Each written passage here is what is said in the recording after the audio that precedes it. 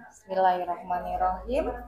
Alhamdulillah hari ini saya berada di SMP Negeri 1 Cijengjing ya bersama Ibu Rini Rudianti. Betul sekali ya. Betul. Baik.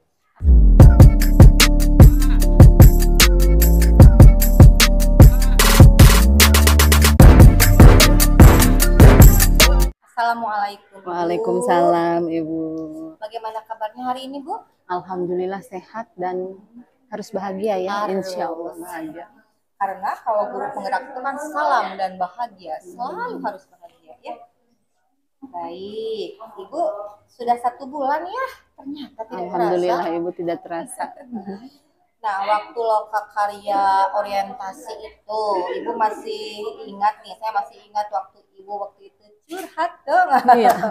waktu di depan gitu ya. Bisa diceritakan sedikit lagi Bu? Keresahannya waktu itu ya. Keresahannya. Mungkin banyak pendapat yang menyeramkan, horor sekali ya. Jadi yang saya serap itu mungkin sisi negatifnya. Sehingga membuat saya, aduh ini gimana, ini saya dengan pengalaman yang masih belum terlalu banyak di dunia pendidikan, harus mengikuti kegiatan ini yang saya lihat memang orang-orang kompeten semuanya gitu. Sempat tidak percaya diri Ibu. Betul. Perasaan pada saat itu. Tapi setelah loka itu, sampai sekarang saya merasa baik-baik saja sampai saya merasa keilmuan saya tentang pendidikan itu bertambah lagi gitu. Tadi kan ada kekhawatiran Ibu, wah horor nih PGP nih, pengalaman saya belum banyak nih. Apalagi yang menjadikan Ibu khawatir selain itu? Ada, waktu itu saya mengingat jam pelajaran saya diberikan kepercayaan memegang 36 jam pelajaran dan hampir tidak ada yang kosong dalam satu minggu. Dan waktu itu satu hari di SMP memang satu hari itu sampai jam 3 sore, setengah 4. Saya rasa saya sangat sulit untuk membagi waktu melihat program ini atau pendidikan guru penggerak ini begitu padat kegiatannya menurut yang sudah mengikuti gitu Ibu. Jadi saya khawatir tidak bisa membagi waktu dan akan ada yang terbengkalai dari kedua ini, entah itu PGP-nya, entah itu muridnya, siswanya gitu. Saya itu Bu, kekhawatiran lain. Terbukti nggak kekhawatirannya? Alhamdulillah Ibu tidak sama sekali. Makanya saya akan menyebarkan juga hal positif. Saya nggak mau kayak yang sudah menanamkan hal negatif sehingga orang lain takut akan program tersebut. Padahal tidak sama sekali Ibu, asal bisa memanfaatkan waktu luang gitu. Harapan sekarang? Harapan saya bisa yang kemarin dulu deh waktu lokakarya 0 masih terngiang-ngiang mungkin harapan saya waktu itu apa. Terus setelah berjalan 1 bulan ada harapan baru lagi. Ya. Harapannya yang pertama mungkin saya bisa mengikuti kegiatan dengan baik, lalu saya bisa menerapkan pembelajaran atau mengimplementasikan pembelajaran tersebut minimal untuk diri saya sendiri dulu.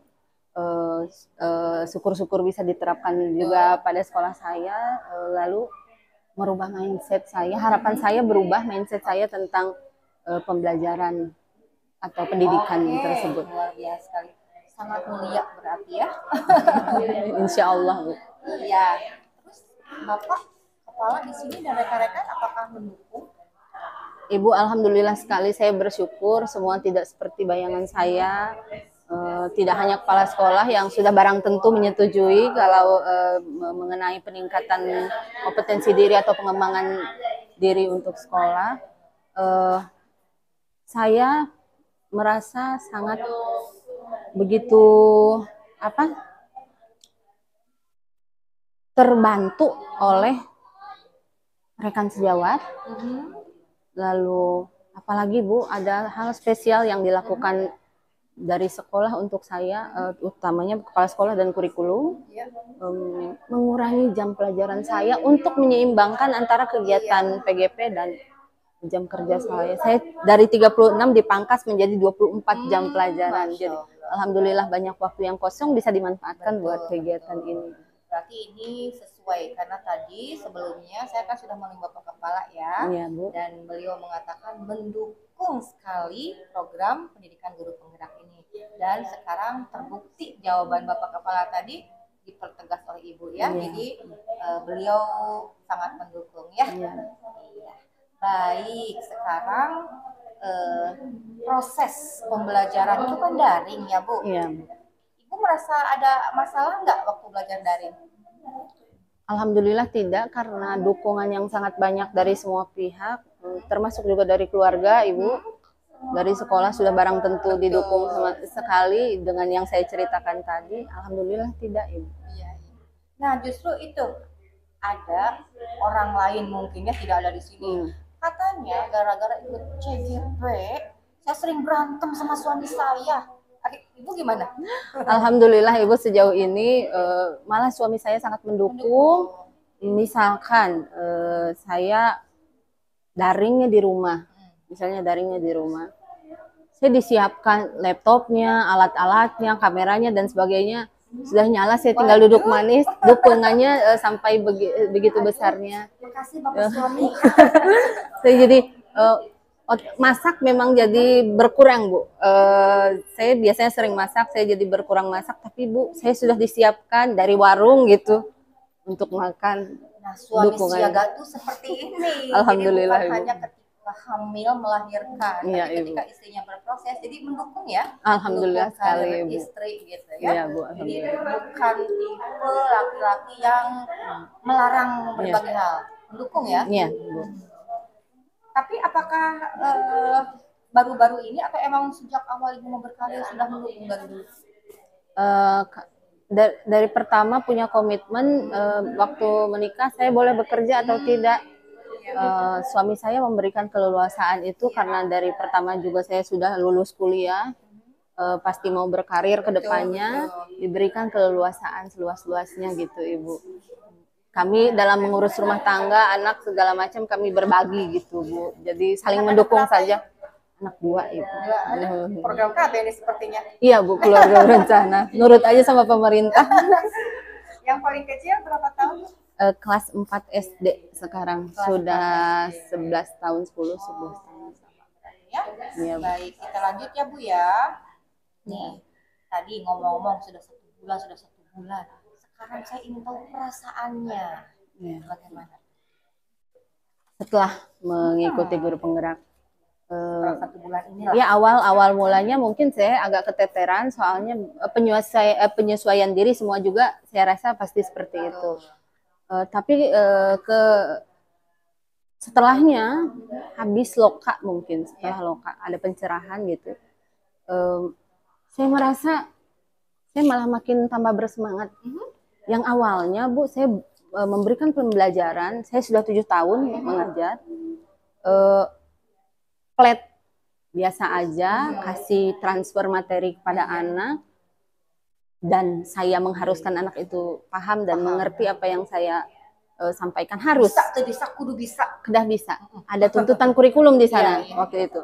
Nah, harus bisa. Apapun caranya, entah itu bagaimana gitu, Ibu Jadi, mungkin. Di kelas itu kan 32 orang. Iya. Jadi yang 32 orang tuh harus paham semuanya. Harus paham, nggak mau tahu. Nggak paham, tarik dulu biar paham gitu. Tapi alhamdulillah saya jadi berubah pola pikir dan sebagainya setelah mengikuti ini. Alhamdulillah sekali saya tidak menemui kendala yang berarti, Ibu. Malah menambah pengetahuan saya tentang pendidikan yang sebenarnya itu seperti apa. Nah, ngomong-ngomong pola pikir, berarti kan Ibu tadi mindsetnya mulai berubah, pola pikir berubah. Apa yang membuat Ibu berubah? Sudah barang tentu yang pertama filosofi Ki Hajar Dewantara tersebut, Ibu, bahwa guru itu adalah penuntun, bukan penuntut. Betul. Ya, yang selama ini saya lakukan menuntut itu, sekarang menuntun. Ada kodrat alam di sana yang harus kita hormati. Ini tugas hanya mempertegas saja yang saya pahami itu, yang merubah pola pikir saya. Dan sebenarnya yang paling utama pendidikan karakter harus menciptakan saya menjadi manusia yang lebih humanis gitu Bu, kepada anak-anak untuk menghargai kodrat alamnya mereka gitu. Itu modul 1.1 ya Bu ya? Iya Bu. Tentang apa judulnya Bu? Filosofi pemikiran Ki Hajar Dewantara. Tadi kata Ibu harus humanis. Kayak gimana tuh contohnya? Dulu ya Bu, ini dari pertama aja diceritakan. Pertama, saya kalau melihat anak yang tidak bisa, saya sewot. Kadang-kadang sudah diulang-ulang juga nggak ngerti-ngerti. Mulai muncul tanduk. Ya, jadi memakai otak hewan yang pernah dijelaskan di dalam pembelajaran, muncul emosi gitu. Jadi saya teh bawaannya ya mau marah aja, lihat kok nggak bisa-bisa gitu. Harusnya bisa, saya sudah berusaha nih semaksimal mungkin. Materi apa Bu? Misalnya pantun, sangat mudah sekali menurut saya. Ya apa susahnya, samain kata ujungnya dengan ujungnya aja, kok nggak bisa-bisa gitu. Nah mulai di situ agak emosi gitu. Tapi ke sini saya memahami bahwa tidak semua orang pintar mengatur kata-kata, tidak semua orang pintar memikirkan apa yang ada di isi kepalanya bisa keluar begitu saja gitu. Nah itu mungkin kodrat alamnya itu ya. Kodrat alamnya setiap itu. anak itu membawa potensi masing-masing Iya, ya. iya. Ada yang bisa pantun, ada yang pandai atau mahirnya di olahraga ya. Jadi Ibu sudah mulai memahami seperti itu ya. Iya Bu. Iya, luar biasa berarti modul 1.1-nya ini sudah bisa dibilang lulus. Mudah-mudahan bisa diterapkan konsisten terus diterapkan. Iya, betul. Nah, selain yang tadi, kodrat alam, kodrat zaman, bisa Ibu ceritakan pembelajaran penting, poin-poin penting dari filosofis pemikiran Ki Hajar Dewantara? Yang tadi saya jelaskan tentang kodrat alam, kodrat zaman, kan? Ya, terus murid itu bagaikan benih, guru itu sebagai petani yang menyemai, murid menyediakan lahan yang gembur supaya tumbuh menjadi benih jagung. Tidak menuntut murid itu menjadi padi gitu Bu. Sama halnya kalau kita menginginkan ikan untuk terbang atau burung untuk berenang, tidak mungkin gitu Bu. Jadi kita harus menghargai semua kodrat yang ada pada anak. Tugas hanya mempertegas atau kodrat tersebut supaya menjadi sesuatu kekuatan dalam dirinya yang bisa membuat dia struggle di dalam kehidupannya dia. Salah satunya itu, lalu ada Ingarsa Suntulada, Ing Madya Mangunkarsa, Tuturi Handayani. Di depan sebagai penuntun, di tengah sebagai pemotivasi, dan di belakang sebagai pendorong. Jadi tugasnya cuma menjadi fasilitator mungkin seperti itu. Nah, menurut Ibu sebagai fasilitator sama yang dulu lah paradigma yang lama, lebih ringan yang mana? Justru lebih ringan yang ini. Gitu. Saya jadi tidak tertekan lagi karena kok lebih ringan yang sekarang. Kita hanya menuntun anak, kalaupun melenceng meluruskan gitu, meluruskan. Oh yang begini, sok cari sendiri dulu. Kamu paham tidak? Mungkin tidak bisa berpantun, dia pintar di fisika. Mungkin tidak pintar membuat surat, dia bisa menyanyi gitu Bu. Jadi punya kelebihan masing-masing. Jadi intinya ketika kita bahagia, kita enjoy, tadi Ibu bilang kan lebih ringan yang sekarang. Padahal bisa jadi yang sekarang itu karena lebih tuntutannya kan tadi kata Ibu juga karakter kan, itu kan lumayan agak berat ya, berat daripada transfer ilmu. Tapi karena Ibu sudah memahami filosofi Ki Hajar Dewantara, Ibu merasa ringan. Itulah teori kalau dalam agama ikhlas kan? Ikhlas. Kalau ikhlas walaupun seberat apapun, tentunya kita akan ringan menghadapinya. Betul sekali Ibu. Luar biasa ya. Nah terus sekarang ini nih, sebelumnya kan tadi Ibu teori lama, sekarang menggunakan paradigma pemikiran Ki Hajar Dewantara itu. Perubahan apa yang Ibu lakukan di kelas yang lebih konkret? Tadi katanya pembelajaran lebih bervariasi pada nyanyi dan sebagainya. tanggapan murid sekarang, respon yang karena kok Ibu ini kok kayaknya beda deh, atau enggak? Mungkin kalau berbicara langsung atau mengungkapkan langsung kepada saya tidak. Tidak. Cuman terlihat dari gerak-gerik mereka, lalu Iya. terlihat dari Bahasa tubuh ya. bahasa tubuh dan keaktifan. Waktu Iya. saya kan punya aturan, kalau saya sedang berbicara nggak ada yang boleh ngomong. Dengarkan dulu materi dari saya supaya kalian bisa memahami dengan baik, menurut saya, ya Bu. Tapi sekarang mereka jadi lebih bisa mengemukakan pendapatnya, lebih berani, karena saya tidak membuat aturan tersebut. Malah saya jadi berubah aturannya di pembelajaran karena saya belajar kemarin saya yang mengadopsi dari Lokakarya itu, ternyata membuat kesepakatan itu lebih asik daripada membuat aturan. Karena aturan itu diperuntukkan untuk saya sendiri sebetulnya. Tapi kalau kesepakatan dipikirkan secara bersama, mereka mengemukakan pendapat, minimal diajar belajar mengemukakan pendapat. Apa yang dia rasakan, dia pikirkan, ibu saya nggak mau begini, ibu saya nggak mau begitu, gitu Ibu. Jadi itu perbedaannya mungkin di kelas mereka lebih aktif. Ya.